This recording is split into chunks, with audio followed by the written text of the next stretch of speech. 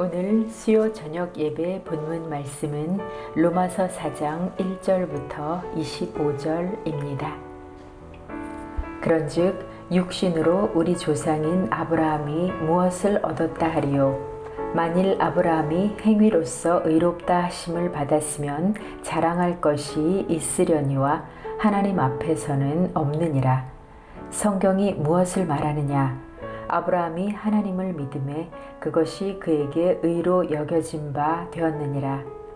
일하는 자에게는 그 삭시 은혜로 여겨지지 아니하고 보수로 여겨지거니와 이를 아니할지라도 경건하지 아니한 자를 의롭다 하시는 이를 믿는 자에게는 그의 믿음을 의로 여기시나니 일한 것이 없이 하나님께 의로 여기심을 받는 사람의 복에 대하여 다윗이 말한 바 불법이 사함을 받고 죄가 가려짐을 받는 사람들은 복이 있고 주께서 그 죄를 인정하지 아니하실 사람은 복이 있도다 함과 같으니라. 그런즉 이 복이 할례자에게냐 혹은 무할례자에게도냐? 무릇 우리가 말하기를 아브라함에게는 그 믿음이 의로 여겨졌다 하노라. 그런즉 그것이 어떻게 여겨졌느냐? 할례시냐 무할례시냐? 할례시가 아니요 무할례시니라. 그가 할례의 표를 받은 것은 무할례시의 믿음으로 된 의를 인친 것이니 이는 무할례자로서 믿는 모든 자의 조상이 되어 그들도 의로 여기심을 얻게 하려 하심이라. 또한 할례자의 조상이 되었나니 곧 할례 받을 자에게뿐 아니라 우리 조상 아브라함이 무할례시에 가졌던 믿음의 자취를 따르는 자들에게도 그러하니라. 아브라함이나 그 후손에게 세상의 상속자가 되리라고 하신 언약은 율법으로 말미암은 것이 아니요 오직 믿음의 의로 말미암은 것이니라. 만일 율법에 속한 자들이 상속자이면 믿음은 헛것이 되고 약속은 파기되었느니라. 율법은 진노를 이루게 하나니 율법이 없는 곳에는 범법도 없느니라. 그러므로 상속자가 되는 그것이 은혜에 속하기 위하여 믿음으로 되나니 이는 그 약속을 그 모든 후손에게 굳게 하려 하심이라. 율법에 속한 자에게 뿐만 아니라 아브라함의 믿음에 속한 자에게도 그러하니 아브라함은 우리 모든 사람의 조상이라. 기록된 바 내가 너를 많은 민족의 조상으로 세웠다 하심과 같으니 그가 믿은 바 하나님은 죽은 자를 살리시며 없는 것을 있는 것으로 부르시는 이시니라. 아브라함이 바랄 수 없는 중에 바라고 믿었으니 이는 내 후손이 이같으리라 하신 말씀대로 많은 민족의 조상이 되게 하려 하심이라. 그가 100세나 되어 자기 몸이 죽은 것 같고 사라의 태가 죽은 것 같음을 알고도 믿음이 약하여지지 아니하고 믿음이 없어 하나님의 약속을 의심하지 않고 믿음으로 견고하여져서 하나님께 영광을 돌리며 약속하신 그것을 또한 능히 이루실 줄을 확신하였으니 그러므로 그것이 그에게 의로 여겨졌느니라. 그에게 의로 여겨졌다 기록된 것은 아브라함만 위한 것이 아니요 의로 여기심을 받을 우리도 위함이니 곧 예수 우리 주를 죽은 자 가운데서 살리신 이를 믿는 자니라. 예수는 우리가 범죄한 것 때문에 내 줌이 되고 또한 우리를 의롭다 하시기 위하여 살아나셨느니라. 아멘. 오늘은 로마서 강의 네 번째 시간으로 믿음으로 의롭게 된다는 제목의 말씀을 함께 나누도록 하겠습니다. 로마서는 그 자체로서 매우 깊은 또 무거운 가치를 지니고 있는 그런 성경이 됩니다. 기독교의 핵심 진리를 가장 명확하고 분명하게 그 믿음의 뼈대를 세우는 그런 내용들로 채워져 있기 때문에 그러합니다. 지금까지 교회가 유지가 되어지고 또 지금까지 복음의 사역을 감당할 수 있는 그 이유도 믿음의 사람들이 그 믿음의 진리, 복음의 진리를 바르게 배우고 또 훈련받고 그 말씀대로 지켜왔고 살아내었기 때문에 지금 교회가 있고 복음이 전파되어 가고 있는 것입니다. 그래서 로마서를 제대로 우리가 배우기만 해도 믿음의 뼈대가 든든히 서지고 믿음의 뿌리가 깊이 내려지기 때문에 세상의 시험과 유혹, 공격에도 또 사단의 시험에도 흔들림 없이 자기 신앙을 지킬 수가 있게 되어지는 것입니다. 그래서 로마서를 끝까지 함께 배우고 또 나누는 그런 시간이 되었으면 참 좋겠습니다. 세상을 이기는 것은 이것이니 곧 믿음이다라고 하는 그 말씀처럼 믿음이 얼마나 중요한 것인지를 오늘 함께 살펴보도록 하겠습니다. 로마서 1장에서 3장까지를 통해서 우리는 율법은 인간으로 하여금 죄인됨을 깨닫게 할 뿐 구원에 이르게는 하지 못한다고 하는 것을 배웠습니다. 오직 예수 그리스도를 믿음으로 말미암아 모든 사람에게 미치는 하나님의 은혜, 곧 그 의롭게 되는 것이다 라고 하는 사실을 우리가 배운 것이죠. 하나님께서 믿는 우리에게 의롭다고 칭의를 해 주신다는 것입니다. 그러니까 선언해 주셨다는 것이죠. 그래서 의롭게 됨의 결과는 무엇인가 하면 심판에서 벗어난다는 것을 말하는 것이고 죄책감에서 벗어난다는 것을 말합니다. 또한 구원에 대한 확신을 가지게 한다는 것을 말합니다. 또 하나님 앞에 나아갈 수 있는 자격을 갖추게 한다는 것을 말합니다. 사실 우리는 하나님 앞에 설 수 없는 죄인들입니다. 거룩하신 하나님 앞에, 의로우신 하나님 앞에 죄인된 우리는 나아갈 수가 없는 존재였던 것이에요. 그런데 하나님께 나아갈 수 있도록 우리에게 의의 옷을 입혀주셨다는 겁니다. 이사야 61장 10절에 보니까 내가 여호와로 말미암아 크게 기뻐하며 내 영혼이 내 하나님으로 말미암아 즐거워하리니 이런 그가 구원의 옷을 내게 입히시며 공의의 겉옷을 내게 더하심이 신랑이 사모를 쓰며 신부가 자기 보석으로 단장함 갖게 하셨습니다 라고 말씀합니다. 내가 만든 의의 옷이 아닙니다. 주님께서 나에게 그 옷을 입혀주셨다는 거예요. 나는 여전히 죄인 되고 멸망당할 수밖에 없는 인생들인데 우리의 믿음을 너무나 귀하게 여겨주셔서 이미 다 마련해 놓으신 은혜를 우리에게 베풀어 주셨다는 겁니다. 구원의 은혜를 말이죠. 그 의의 옷을 입혀주셨다고 말하는 겁니다. 그래서 오늘 사도 바울은 그 중요한 기독교의 교리 가운데 이 믿음의 부분을 우리에게 말씀해 주고 있는 겁니다. 오늘 우리가 읽은 말씀을 보면 아브라함이 등장하고 다윗이 등장합니다. 이 두 사람을 통해서 의롭게 된다는 것, 믿음으로 의롭게 되어 구원의 은혜를 받는다고 하는 그 사실, 의롭게 칭의를 받는다고 하는 사실을 말씀해 주고 있는 겁니다. 이스라엘 사람들에게, 유대인들에게 아브라함과 다윗은 매우 중요한 인물들이죠. 이스라엘의 두 기둥과 같이 여겨지는 사람들입니다. 그런데 그들도 어떤 행위가 아니라 그 은혜로 말미암아 믿음을 통해서 구원을 받았다고 하는 사실, 의롭게 되었다는 사실을 오늘 사도 바울은 말하고자 하고 있는 것입니다. 먼저 아브라함을 통해서 믿음으로 의롭게 된다는 것을 우리에게 알려줍니다. 로마서 4장 3절 말씀 우리 같이 한번 보겠습니다. 시작. 성경이 무엇을 말하느냐? 아브라함이 하나님을 믿음에 그것이 그에게 의로 여겨진 바 되었느니라. 아멘. 성경이 뭘 말하느냐?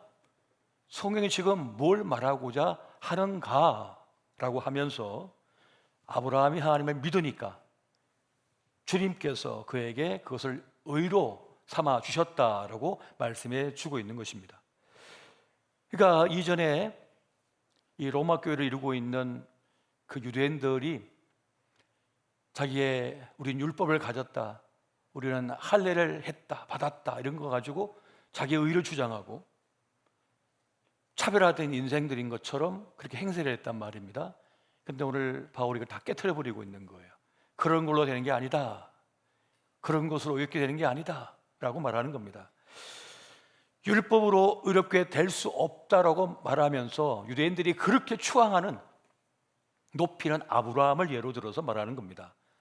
여러분, 아브라함은 율법 이전의 사람입니까? 율법 이후의 사람입니까?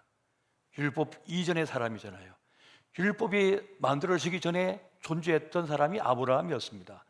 로마 4장 13절 보니까 아브라함이나 그 후손에게 세상의 상속자가 되리라고 하신 언약은 율법으로 말미암은 것이 아니요 오직 믿음의 의로 말미암은 것이니라 라고 말씀해 주고 있는 것입니다.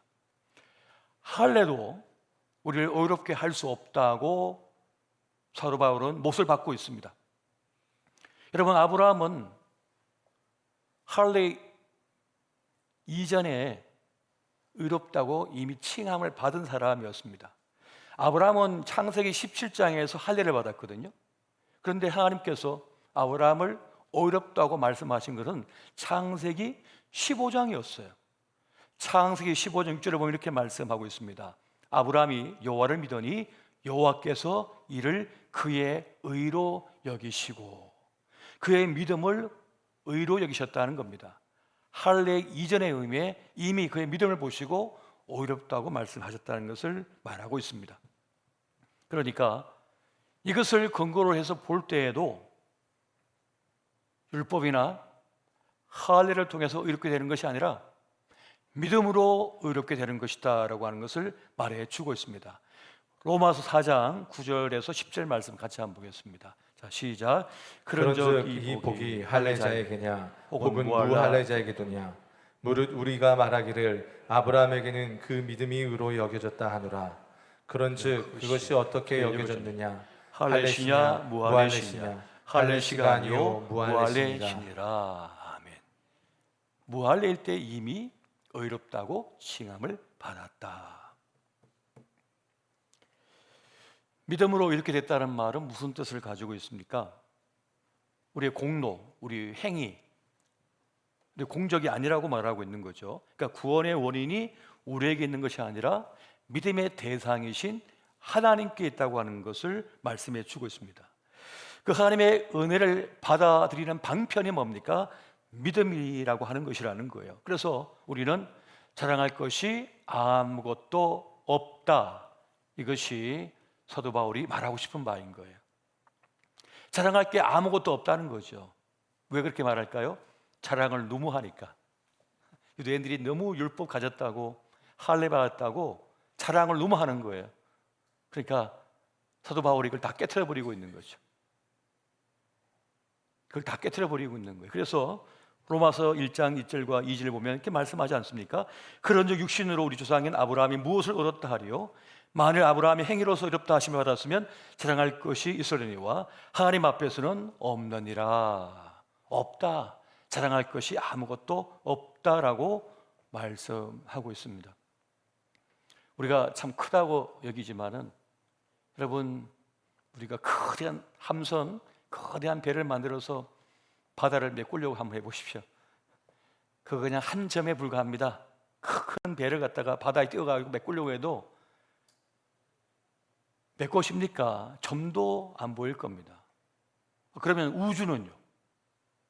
우주를 채워보려 한들, 하나님께서 창조하신 우주를 채워보려 한들 채워집니까? 우리가 만든 것으로. 그러니까 주님 앞에 그 조건을, 그 의롭다고 하는 조건을 우리는 만족시킬 수가 없다는 거예요. 죄인이기 때문에 그러하다는 것입니다.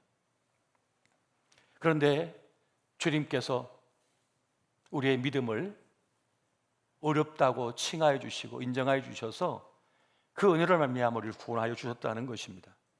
자, 그러면 여기서 우리가 중요하게 여겨야 될 것이 있습니다. 그러면 죄 지으면 아무 상관이 없나? 다 받아주시는데 뭐 이런 죄 저런 죄 다 지어도 괜찮겠지 할 수 있을지도 모르겠습니다. 하지만 주님께서 우리를 의롭다고, 아무 공로 없는 우리를 의롭다고 칭해 주었다 하더라도 우리의 죄와 허물을 그대로 다 수용한 게 아닙니다. 다 용납한 게 아닙니다. 그 죄를 해결하기 위하여, 우리를 파멸시키는, 멸망케 하는 죄를 해결하기 위해서는 하나님 아버지께서 가장 존귀하게 계시고 가장 아끼시는 독생자이신 예수 그리스도를 대신 피 흘려 죽게 하셔야만 했다는 거예요. 그 죄값을 치르게 했다는 겁니다. 그러니까 공짜가 아니라는 거예요. 그 예수 그리스도를 통하여 우리는 그 은혜로 말미암아서, 그 속하여 주신 은혜로 말미암아서 의롭다 칭함을 받는 것이지, 주님께서 그 죄를 다 용납해 주시고 넘어가 준 게 아니라고 하는 사실을 우리는 알아야 됩니다. 하나님의 의를 채우기 위해서는 완전한 의가 되시는 대가를 치러야 돼요. 그에 합당한 속하는 죄를 속하는 그런 해결할 수 있는 그 시대란 말이죠. 오직 완전한 의가 되시는 예수 그리스도, 그분의 죽음, 피 흘림을 통해서만 우리의 죄가 해결받을 수 있게 되고 하나님의 의를 충족시킬 수가 있게 된다는 것을 말하는 것입니다. 그래서 구약에 보면은 대속죄의 일이 있었잖아요. 우리가 속죄제, 속건제를 드릴 때마다 갑니까? 소나 양을 데리고 와서 나 대신 죽게 하잖아요. 각을 떠가지고 창자를 다 빼내고 그걸 태워서 올렸잖아요. 번제를 올리잖아요. 내가 죽어야 했는데, 이 죄로 내가 죽어야 되는데 대신 죽게 하잖아요. 그리고 1년에 한 번 대속죄일에는 그 지성소에 들어가잖아요. 대제사장이 들어갑니다. 그리고는 어린 양의 피를 주의 법궤, 뚜껑, 그것을 시언자, 시온소로 가잖아요. 주님의 의라는 뜻입니다. 주님의 의자, 앞이란 뜻이에요. 그러니까 주님 앞에 이 피를 붓고 우리를 속해달라는 그런 의식을 행하잖아요. 근데 그 해에 너무 많은 죄를 지으면은 백성들이, 대제사장이 죽습니다. 그러면 원래 발목에다가 방울을 달고 들어가서 움직일 때마다 방울 소리가 땡그랑 땡그랑 나거든요. 근데 소리가 안 들려요. 그러면 죽은 거니까 긴 장대, 갈고리처럼 생겨가지고 그 시체를 끄집어냈죠. 그렇게 대속죄일이 있었던 것입니다. 그렇게 우리의 죄는 너무나 큰 것이고 우리를 파멸시키는 그러한 것임을 말씀해 주고 있는 거예요. 그런데 주님께서는 그 의를 충족시키기 위하여, 우리 죄를 없이 하기 위하여, 그 죄에도 불구하고 우리를 살리기 위하여 믿음의 법을 세워 놓으신 것입니다. 우리의 작은 믿음조차도 하나님의 의를 충족시킬 수 있을 만큼의 큰 역사를 행해 놓으신 거죠. 바로 유월절 어린 양이신 예수 그리스도의 죽으심입니다. 그 피 흘리심, 또 그분을 의지하여, 그 피를 의지하여 우리는 주님께 나아갈 수 있게 되었고, 그 피를 통하여 우리는 의롭다고 칭함받을 수 있게 된 것입니다. 여러분, 그래서 우리는 다 이 예배 자리에 나올 때 사실은 유월절 어린 양의 피를 뒤집어 쓰고 주님 앞에 나오는 것입니다. 그분을 의지하여 믿음으로 말미암아 우리는 주님 앞에 나올 수가 있었고, 그 의의 옷을 입을 수가 있었고, 이 예배자로 설 수가 있었던 것입니다. 그렇지 않고서는 주님 앞에 나올 수가 없는 거예요. 아무 자격도 없고 아무 공로도 없는 우리를 주님께서는 의롭다고 칭함을 주시고 받아주신 이유가 바로 여기에 있었다는 것입니다. 그리고 또 하나, 다윗을 통하여 오늘 사도 바울은 어렵게 여겨진 자의 복이 무엇인지를 우리에게 알려주고자 말씀하고 있습니다. 여러분, 로마서 4장 6절에서 8절까지 말씀 같이 봅니다. 시작. 이란 것이 없이 하나님께 의로 여기심을 받는 사람의 복에 대하여 다윗이 말한 바, 불법이 사함을 받고 죄가 가려짐을 받는 사람들은 복이 있고 주께서 그 죄를 인정하지 아니하실 사람은 복이 있도다 함과 같으니라. 아멘. 이런 것이 없고 공로가 없는 우리가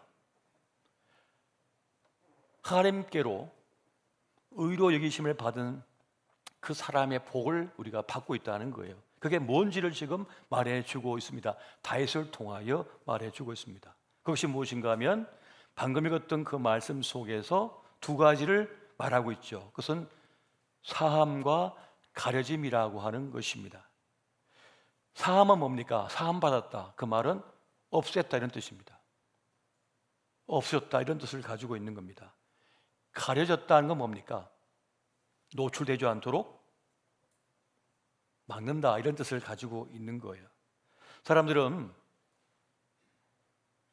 죄의 흔적을 가리기 위하여 노력을 많이 기울입니다.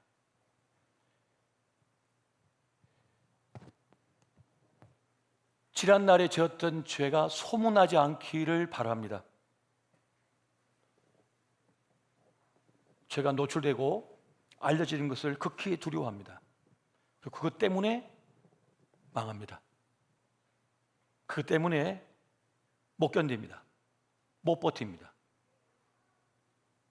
지난 과거의 그 일 때문에. 다윗은 우리아 안에 밧세바를 범했습니다. 그리고 아기까지 가졌습니다. 그것을 숨기기 위해서, 무마시키기 위해서 가전 노력을 기울이지만 우리아가 너무 충성된 사람이라 휴가를 내게 해줘가지고 집에 보냈지만 자기 부하들은, 동료들은, 전우들은 좀 전쟁하고 있는데 내가 어떻게 집에 들어가서 아내와 자느냐 하면서 집에도 안 들어가고 집 앞에 있는 거예요. 이게 얼마나 충성스러운 사람입니까? 그러니까 다윗이 자기 범죄를 숨기려고 했지만 숨길 수 없게 되자 어떻게 했습니까? 우리아를 가장 깊숙한 치열한 전쟁터로 보내서 죽게 만들어 버립니다. 교묘하게 적진에 들어가게 하고는 후퇴해 버리는 거예요. 혼자 싸우게. 이게 얼마나 악랄한 겁니까? 얼마나 무서운 죄입니까? 다른 군사들은 뭡니까? 자기 전우를 배신하게 만들었잖아요. 자기만 죄를 짓는 게 아니라 다른 사람도 같이 거기에 공모하겠어요. 요압이 같이 했죠. 대장군이. 그런 식으로 했단 말이에요. 자기가 가지고 있는 절대 권력을 총동원해서 완전 범죄를 꿈꾸었던 것입니다. 그렇게 지나고 있을 때 나단 선지자가 찾아와서 그의 죄를 꾸짖죠. 그러자 다윗이 꼬꾸라집니다. 그동안 다윗의 마음이 얼마나 두려웠는지, 공포 속에 있었는지, 고통 속에 있었는지 그의 시편을 보면 뼈가 마른다고 그래요. 자기가 죽을 것 같이 아팠단 말이에요. 그래서 그 앞에서 통곡하며 회개하고 자복합니다.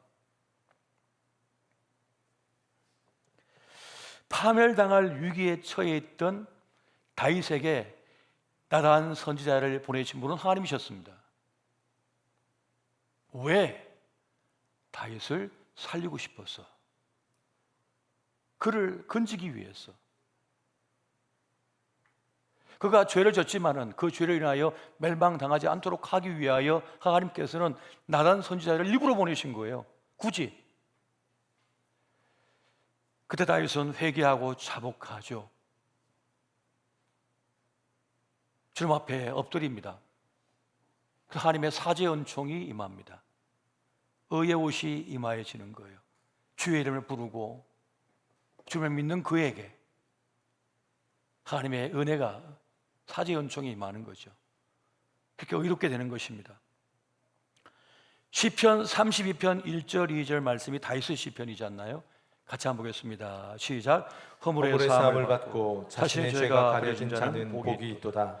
마음에 간사함이 없고 여호와께 정죄를 당하지 아니한 자는 복이 있도다. 아멘. 사람에게 정죄 당해도 아프지만 하나님께 정죄를 당하면 죽습니다. 그냥 파멸당합니다. 근데 그가 회개하고 자복하자 하나님의 사죄 은총이 임하면서 그에게 의의 옷을 입히시는 거예요. 이게 믿음으로 의롭다함을 받는 모습인 겁니다. 그래서 사도 바울은 아브라함의 예를 들고 다윗의 예를 들어서 의롭다 된다고 하는 것이 무엇인지, 믿음으로 의롭되는 것이 무엇인지를 우리에게 지금 알려주고 있는 것입니다. 하나님만이 우리의 죄를 온전히 사하실 수 있음을 믿으시기 바랍니다. 주님만이 하실 수가 있는 일인 거예요. 하나님의 은혜만이 우리를 의롭게 만들 수가 있는 것입니다. 전적인 하나님의 능력으로만 가능한 것이에요. 놀랍게도 다윗이 하나님의 사죄 은총을 받고 어렵다고 하는 옷을 입자 정죄와 공격과 방해와 시험 속에서도 그는 무너지지 않습니다. 모든 것이 다 드러났지만 다윗은 안 무너집니다. 안 파괴당합니다. 어떤 사람은 요만한 죄에도요, 그냥 파괴됩니다. 그냥. 어떤 이는 이만한 죄인데도 안 무너집니다. 하나님께서 사죄언정 베푸시고 그를 살게 하시는 거예요. 주의 의의 옷을 입혀주시고 보호하시는 것입니다. 사단의 참소와 정적들의 공격이 계속 있지만은 그는 하나님의 의를 붙들고 있기 때문에, 하나님의 의를 붙들고 있기 때문에 안 무너지는 거예요. 이게 믿음입니다. 하나님만을 붙드는 거예요. 나 공부 좀 해서 공부 붙들고 있습니까? 나 좀 예쁜 거 붙들고 있습니까? 나 돈 좀 있어, 돈 붙들고 계십니까? 그 동아줄 다 끊어집니다.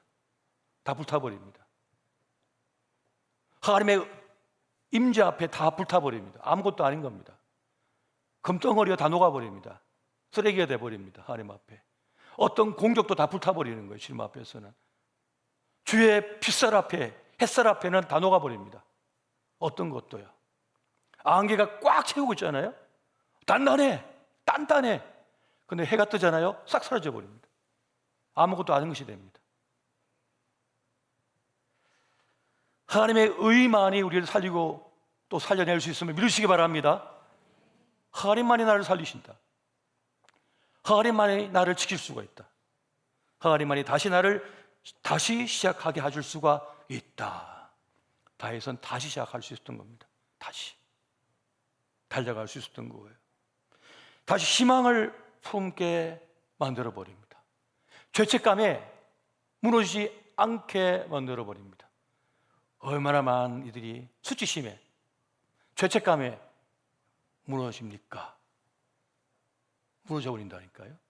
내 의를 붙들고 있으면요, 다 무너집니다. 다 부서집니다. 세상이 얼마나 변화무쌍한데요. 판이 완전히 바뀌어 버리고 있잖아요. 요즘 시대에. 내가 나를 구원할 거야. 내가 나를 지킬 거야. 다 무너져 버립니다. 그동안에 공부한 거 지식이 무용지물이 됩니다. 변화무쌍한 세상 속에서. 새로운 판이 열리면서 무너져 버립니다. 지금 우리나라 지구촌은요, 새로운 판이 열리고 있습니다. 권위 다 무너졌습니다. 교사의 권위 있습니까? 계급의 권위 있습니까? 직분의 권위 있습니까? 없습니다. 이제 안 따릅니다. 아예. 진정한 권위만이 살아남는 거예요. 내가 만든 의 안 통합니다. 안 통하는 시대가 돼버리고 있는 거예요. 사도 바울은 아브라함을 통해서 아브라함이 가졌던 부활의 믿음을 또한 이야기를 합니다. 아브라함은 죽은 태와 같은 사라를 통해서 후손을 주시겠다고 한 하나님 말씀을 믿습니다. 그리고 그 이삭을, 100세 낳은 이삭을 바쳐버려요. 번제로 바치려고 해요. 신약에서는 하나님께서 다시 이삭을 살리실 걸 믿었다라고 이야기를 하고 있습니다. 해석을 붙이고 있어요.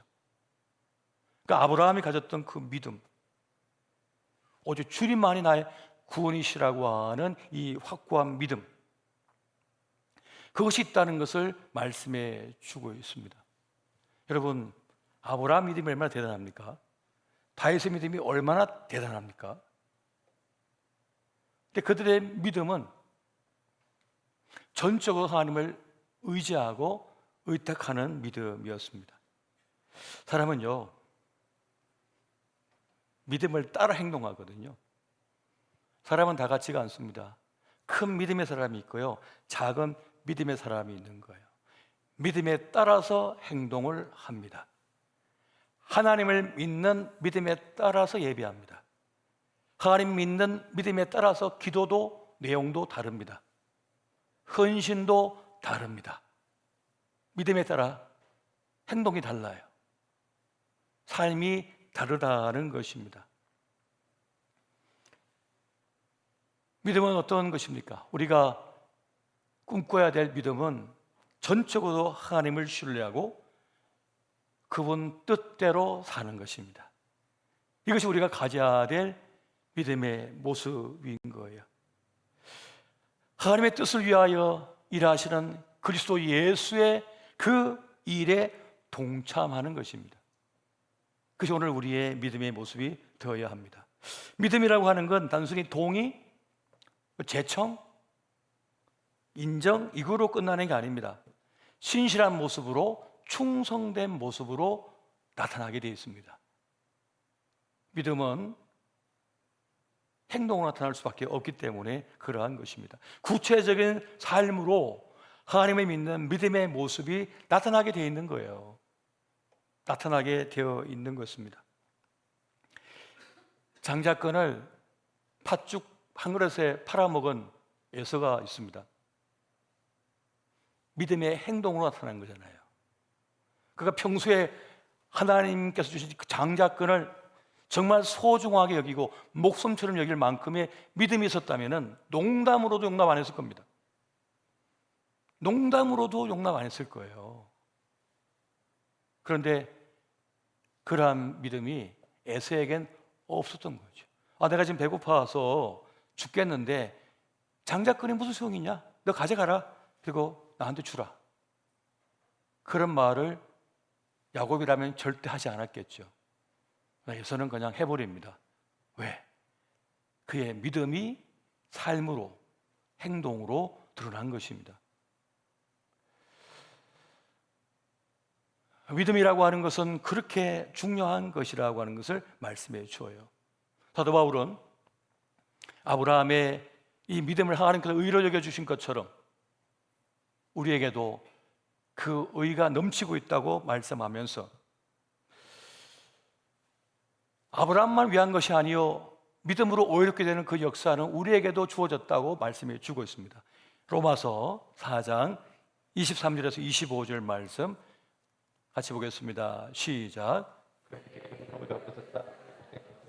아브라함만 위한 것이 아니요 의로 여기심을 받을 우리도 위함이니 곧 예수 우리 주를 죽은 자 가운데서 살리신 이를 믿는 자니라. 예수는 우리가 범죄한 것 때문에 내줌이 되고 또한 우리를 의롭다 하시기 위하여 살아나셨느니라. 아멘.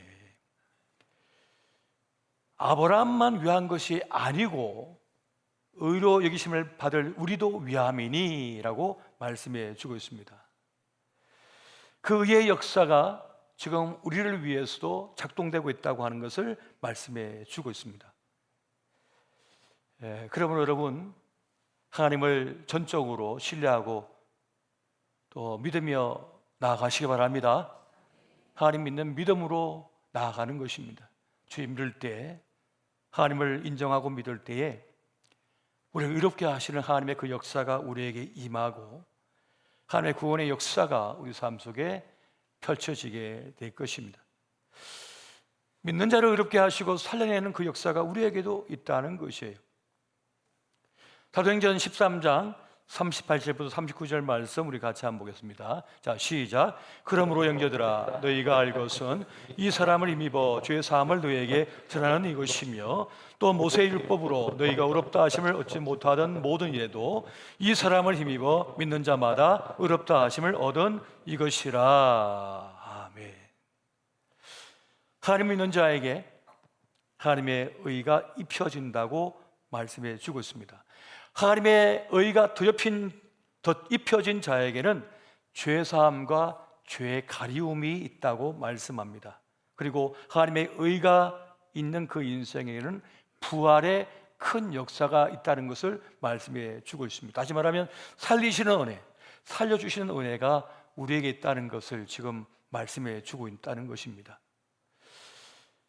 하나님 믿는다고 하는 것은 어떤 것입니까? 하나님을 하나님에게 인정하는 것이고 그분을 전적으로 신뢰하는 것이며 그분께 나를 의탁하는 것을 말하는 것입니다. 우리는 죄인입니다. 전적으로 무능력합니다. 그래서 그냥 멸망하는 존재예요. 그냥 좀 살다가 끝나는 인생이라고요. 그런데 이 좀 사는 인생도 제대로 못 살아요. 제대로 못 삽니다. 아픔과 상처와 절망과 고통과 비참과 수치와 분노와 억울함 속에서 그냥 살다 끝나버리죠. 그런데 우리가 우리의 부족함과 연약함과 죄인됨을 인정하고 무능력한 나를 인정하고 주님을 바라보고 주님을 믿을 때에 의롭게 하시는 하나님의 그 은혜가 우리에게 임하여 지고 우리 삶 속에 죄로 인하여 무너지고 부서지고 실패로 하여 좌절하고 절망할 숨막힐 그 모든 곳에서 우리를 보호해 주시고 건져내어 주시고 지켜주신 은혜, 그 은혜를 경험한다고 말씀해 주고 있습니다. 우리 믿음의 대상, 믿음의 이유는 오직 하나님이십니다. 그분만을 우리는 믿는 것이에요. 나에게도 실력이 좀 있죠. 나도 좀 지식 갖고 있어요. 조금 지혜 있습니다. 좀 잘합니다. 그러나 하나님 앞에서는 아무것도 아닙니다. 하나님의 그 의로우심 앞에서는 아무것도 아닙니다. 아무것도 아닌 존재라고 말하는 것입니다. 이 지구촌에서 좀 우리가 기 좀 피죠. 우주 나가보면요, 우주가 얼마나 넓습니까? 우주가 얼마나 큽니까? 지금 어디까지인지도 몰라요. 지금 우리는 우주를. 그런데 성경을 보면 하나님 그 우주를 만드셨대요. 저 별을 만드셨대요. 운행하신대. 도대체 이 성경의 가르침, 이 진리는, 이 크기는 도대체 어디까지인 거예요? 그 지식의 크기는 도대체 어디까지입니까? 도대체 무한정이잖아요. 그래서 나의 자금을 인정할 수밖에 없다는 것입니다. 요즘 우리는 창세기를 통해서 요셉의 삶을 돌아보고 있습니다. 요셉은 인생 흉년에도 인생 풍년에도 하나님을 믿는 믿음을 지키고 있습니다. 17세에 팔리움을 당해서 종으로 끌려갔고 훗날 30세에 총리가 된 걸 봅니다. 그리고 110세에 죽었거든요. 그러면 93년 동안 애굽에서 살았습니다. 그리고 80년 동안은 애굽의 정치 1번지에서 핵심적인 역할을 하면서 모든 성공을 거두었습니다. 그런데 그런 애굽 사람으로 남지 않고 하나님의 사람으로 남아 살았습니다. 물들지 않았습니다. 그게 넘어가지 않았습니다. 그것이 어떻게 가능한 겁니까? 풍요 때에도 흉년의 때에도 하나님 되게 믿었다는 거예요. 그 믿음으로 자기를 지켰다는 것입니다. 얼마나 유혹과 시험이 많았겠습니까? 공격이 많았겠습니까? 그런데 안 무너져요. 어떻게 해요? 하나님을 나의 구원자로 여기고 하나님을 믿는 믿음으로 살아냈기 때문입니다. 하나님의 의가 그를 붙들고 있었고 하나님의 은혜가 그를 장악하고 있었던 겁니다. 우리는 하나님 믿는 믿음으로 살 때 가장 강력한 존재임을 기억하시기 바랍니다. 하나님 믿는 믿음으로 살 때 여러분 가장 강력합니다. 돈 좀 믿어보시고 싶으십니까? 금방 쪼그러듭니다. 건강 믿어보고 싶으십니까? 금세 심장이 떨려오면 불안에 빠지시잖아요. 누구 좀 믿어보시겠습니까? 정치인? 그 사람 날아갈 때 같이 날아가잖아요. 어리석은 거 믿지 마세요. 눈에 보이는 허상을 붙잡지 마시라. 눈에 보이지 않지만 진짜인 하나님을 붙들고 사는 거죠. 이 믿음을 우리를 살리는 것입니다. 하나님께서는 그 믿음을 어렵다고 의롭다고 여겨주시면서 우리에게 의의 옷을 입혀주시고 주님께서 우리를 보호하시고 구원하여 주시며 그 은혜의 손길로 우리를 인도하여 가실 것입니다. 이 은혜가 함께 하시기를 예수 이름으로 축원드립니다.